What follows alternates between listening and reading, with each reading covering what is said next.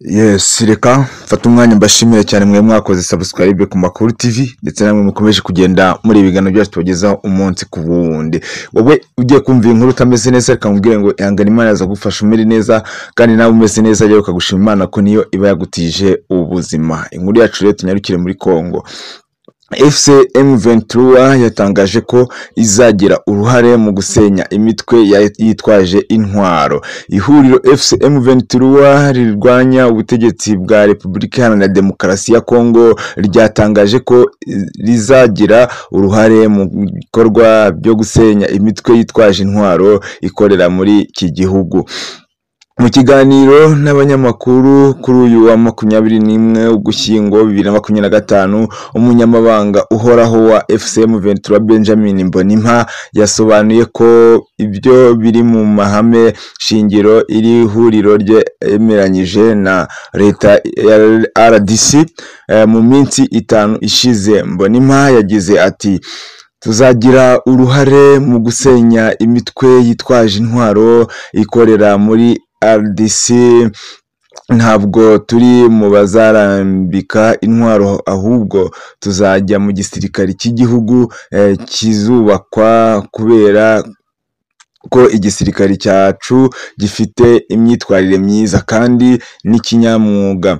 Amahame shingiro yasinyiwe i Doha muri Qatar agaragaza ko FCM 23 na leta ya RDC bizanifatanya mu gusenya imitwe yitwaje intwaro y'abanyamahanga ikorera muri iki gihugu.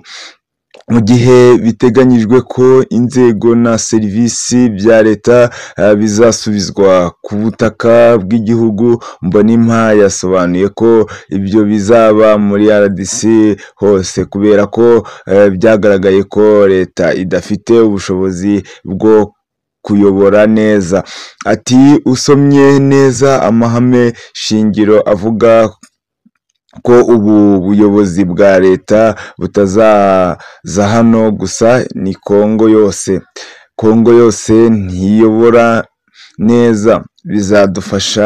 Bizadufasha ko duhindura ubuyobozi mu gihe cyose. FCM 23 yasobanuye ko amahame shingiro ari intangiriro y'urugendo ruzagenda rusobanuka buri uko hazajya habaho ikiganiro biyashingiyeho.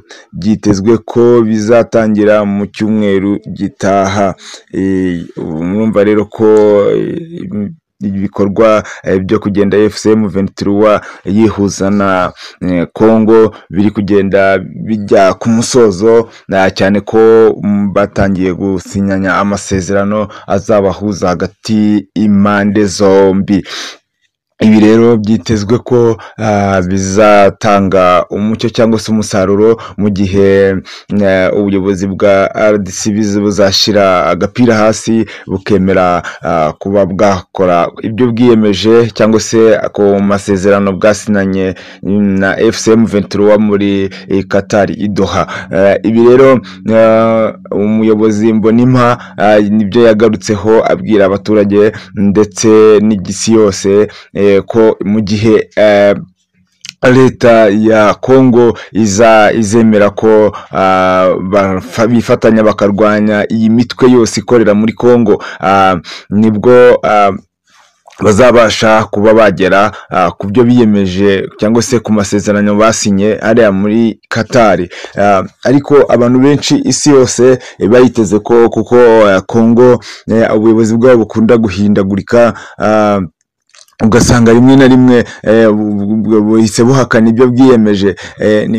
Babiteze amaso bavuga ati se ibi bintu bizakunda cyangwa ntibizakunda, ariko FCM 23 yo iravuga ati byanga byakunda ibi bintu bishobora gukunda iyi mitwe yose bakayisenya. Mu gihe rero Kongo yiyemeje igashira agapira hasi nta kintu kitashoboka. Ariko FCM 21 iravuga ati yo ntago tuzigera tumanika intwaro hasi, ahubwo tuzifatanya n'igisirikari cya RDC, ariko tugere ku byo twiyemeje, kuko twebwe turi abasirikari bafite discipline, dufite ikinyabupfura kandi dukora kinyamwuga.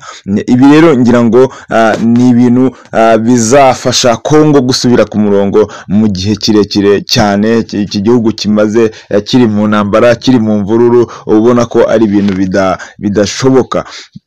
Ya Kongo yo iravuga ati mu gihe FCM 23 nayo yemeye igashira intwaro hasi, nibwo tuzabasha kugera ku iterambere. Reka turebe ko aya masezerano biyemeje muri iki cyumweru, nibwo bavuze ko gishobora kuba byashyizwe mu bikorwa. Reka muri iki cyumweru turaza kureba uko biraba byifashe.